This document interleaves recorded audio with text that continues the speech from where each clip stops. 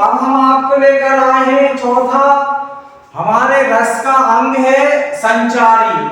संचारी मतलब होता है व्याभिचारी, है ना। इसको देखिए, मन में संचरण करने वाले, मन में संचरण करने वाले, आने जाने वाले, संचरण करने वाले मतलब आने जाने वाले भावों को संचारी भाव कहते हैं, है ना।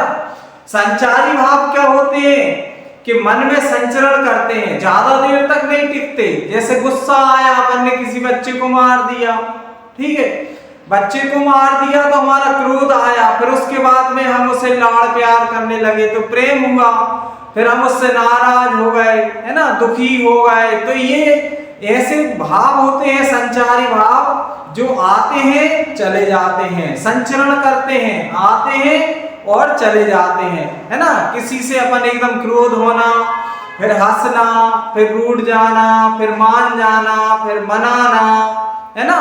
तो ये संचारी भाव वो होते हैं जो मन में संचरण करने वाले, आने जाने वाले भावों को संचारी भाव कहते हैं। संचारी भावों की संख्या 33 होती है ना।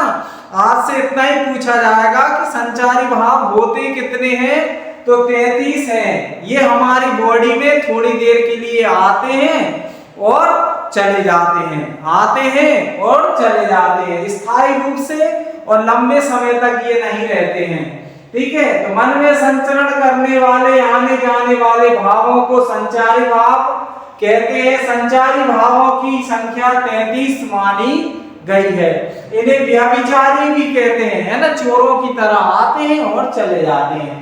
तो ये 33 हमारे कौन कौन से, ये आपको याद रखना होगा। हर्ष, विषाद, त्रास, लज्जा, गिलानी, चिंता, शंका, असूया, अमर्ष, मोह, गर्व, उत्सुकता, उग्रता, चपलता, दीनता, जड़ता, आवेग, मति, वितर्क, आलस, श्रम, निंद्रा, स्वप्न, स्मृति, मद, उन्माद, अपस्मार, अवेकता, व्याधि, मरण, विबोध, धृति, निर्वेद।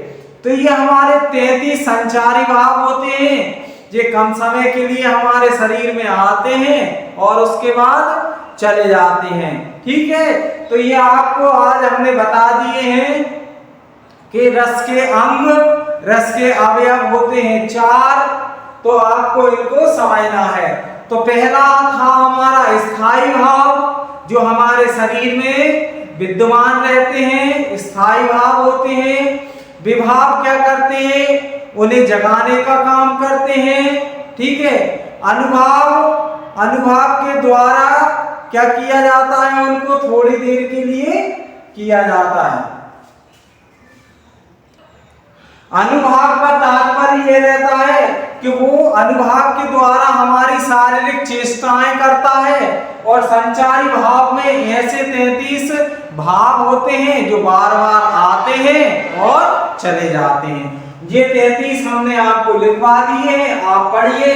इनमें लज्जा है, खुशी है ना, हम अचानक खुश हो जाते हैं, हमें ग्लानि भी होती है, हम दुखी भी हो जाते हैं, आलस भी करते हैं, श्रम भी करते हैं, निंद्रा भी करते हैं, हमें आवेग आ जाता है, जोश आ जाता है, स्वप्न आ जाते हैं। तो ये 33 संचारी भाव थोड़े समय के लिए आते हैं और चले जाते हैं। तो आज हमने पढ़े हैं क्या, रस के अंग। रस के अंग होते हैं 4 स्थायी भाव, तो 9 रस होते हैं, उनके स्थायी भाव हमारे शरीर के अंदर होते हैं।